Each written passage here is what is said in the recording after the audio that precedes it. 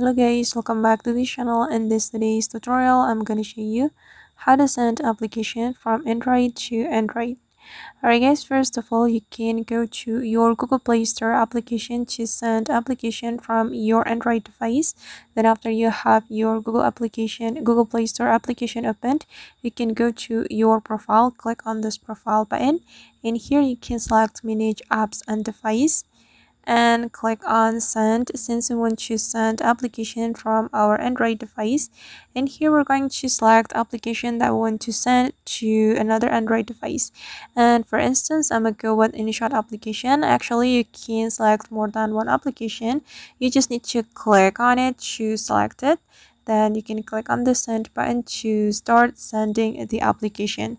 And here you can read the instruction. Ask the receiver to go to receive apps in Google Play and their device will show up here.